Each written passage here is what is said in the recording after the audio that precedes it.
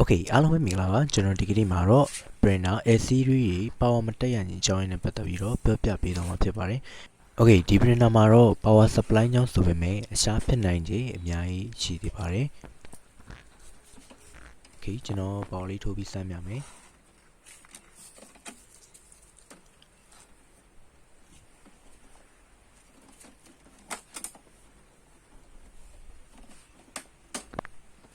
Okay ကျွန်တော် power ထိုးပြီးစမ်းပြမယ် Okay power clock လေးကိုနှိပ်မယ်ကျွန်တော် power မတက်ဘူးပေါ့နော်နောက်တစ်ချိန်ကျွန်တော်စမ်းပြမယ်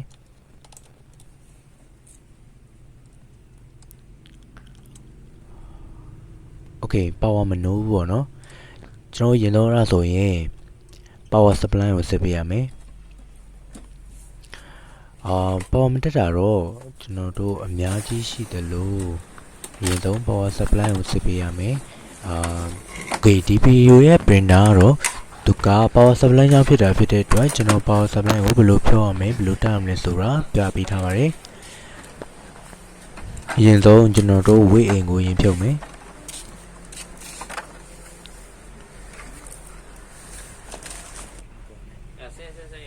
Okay ပြီးရင်ကျွန်တော်တို့အပေါ်ကာဘာကိုဖြုတ်မယ်ပေါ်ကာဘာမှာတော့ net လုံးပဲပါတယ်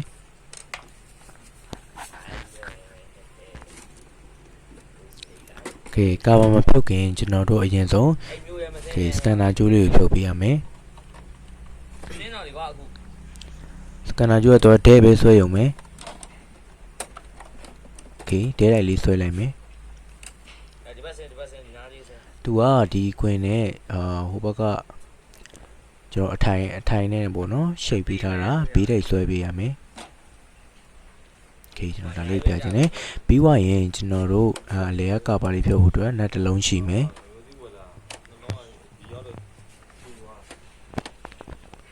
Okay ဒီမှာတော့ net တစ်လုံးပဲပါတယ် Okay ဒီကောင်လေးကိုရင်းလျှော့လိုက်မယ်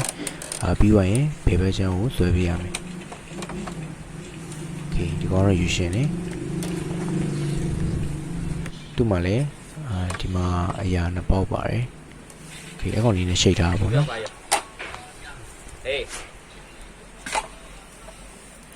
ကျွန်တော်ဒီမှာဘေဘက်ရှားကာဘာမှာဒီထဲမှာနတ်တစ်လုံးပါတယ်တချို့တွေကကြတော့လေဖြုတ်ပြီးသားဆိုရင်တော့ပြတ်မထက်တာလေးပါရှိတယ်ကိုယ့်ကိုစားပြုံးမယ်ဆိုတော့အနတ်တစ်လုံးဖြုတ်ပေးရမယ်ဒီမှာကလေးတစ်ခုရှိမယ်အောက်မှာကလေးတစ်ခုရှိမယ် Okay ကလစ်ကနှစ်ခုပါပဲပေါ့နော် Okay အဲ့နှစ်ခုဖြုတ်ပြီးဆိုရင်ဖြုတ်လိုက်မယ်ပြီးတော့ကျွန်တော်တို့ဒီကြားထဲမှာပေါ့နော်အဲ့ဒီထဲမှာကလစ်လေးပါသေးတယ်ငုတ်ကြည့်ရင်မြင်ရပြီပေါ့နော် Okay အဲ့ကလစ်ကိုဖြုတ်ပြီးမှရမယ်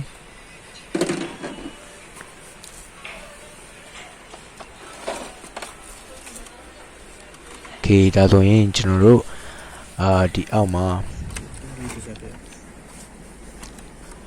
ဒီမှာကလစ်လေးပါတယ်အဲ့ကောင်လေးကို short ပြီးလိုက်ရုံပဲ Okay ဒါဆိုရင်တော့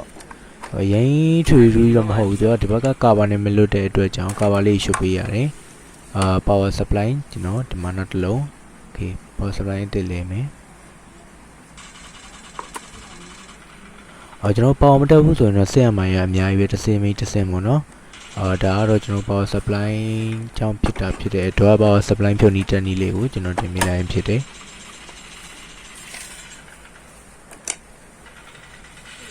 Okay ဒါဆိုရင်ကျွန်တော်လဲပြီးသွားပြီ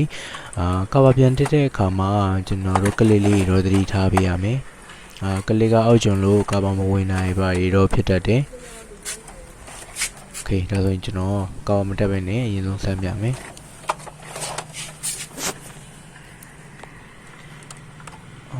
Okay ဒါဆိုတော့ power line ပေါ့နော်ဒါကြောင့် power supply ကြောင့်ဖြစ်တဲ့အတွက်ကြောင့်တခြား review ပြဿနာတော့မရှိဘူးကျွန်တော်ကာဘာပြန်တက်မယ်ကာဘာပြန်တက်တဲ့အခါမှာအောက်ကကလစ်လေးတွေကိုသတိထားပေးရမယ် Okay အဲ့မှာကျွန်တော် short view ထည့်လို့ရမှာပေါ့နော်အောက်မှာကလစ်လေးခံနေလေကာဘာပြန်တက်လို့အဆင်မပြေဘူး Okay scanner တဲ့အခါမှာအပေါ်ကာဘာလေးမတက်ခင်ကျွန်တော်တို့ scanner ကြိုးကိုအရင်ထည့်ပေးရမယ် Okay ဒီနောက်ကနေထည့်လိုက် အဲ့ဒီမှာ scanner ကြိုးထည့်ဖို့အတွက်ဆိုပြီးတော့ဒီမှာအပေါက်လေးရပေးထားရယ်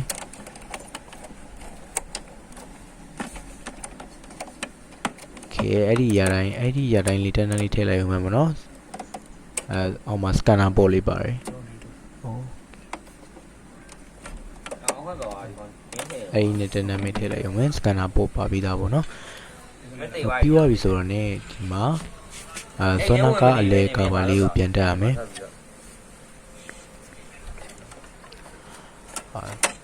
ဘာမှတော့ခက်ခဲတော့မဟုတ်ဘူးပြီးသွားရင်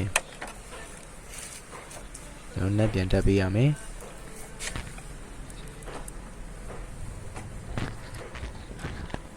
အထောင်းလိုက်ကြည့်ပြောရတယ်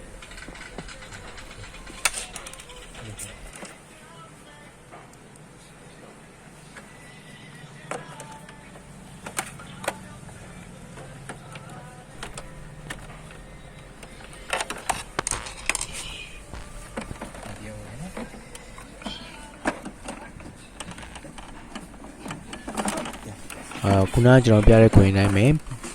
โอเคအဲ့လိုညာဘက်လေးကိုနည်းနည်းဆွဲပြရမယ်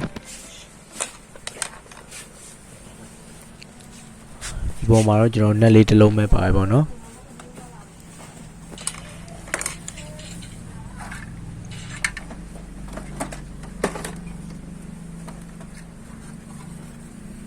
ပြီးသွားရင်ကျွန်တော်ဝေးအိမ်ကိုပြန်တက်မယ်ဒီတော့ပညာလေးဆွဲပြီးတော့ဖြုတ်တက်လုပ်ပြီးရုံပဲမနော်သူမှလည်းနဲ့တစ်လုံးပဲပါတယ်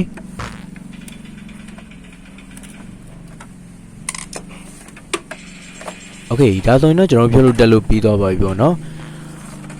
micro printer ရေးလေတကယ်လို့မပေါ်မတက်ဘူးဖြစ်နေကြရင်ဗီဒီယိုလေးကြည့်ပြီးတော့ပေါ့နော်အဆင်ပြေနိုင်ကြပါစေလို့ကျွန်တော်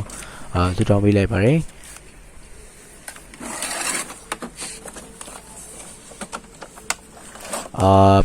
ပေါ်မတက်တာခြားအကြောင်းတွေလည်းရှိနိုင်တာမို့ကျွန်တော်အခြားဗီဒီယိုလေးလည်းလုပ်ပေးပါဦးမယ်ဒီဗီဒီယိုကနေကြိုးတစုံတရာရတယ်ဆိုရင်တော့ကျွန်တော်ရဲ့ channel ကို like and subscribe လေးနဲ့အားပေးခဲ့ကြပါခင်ဗျာ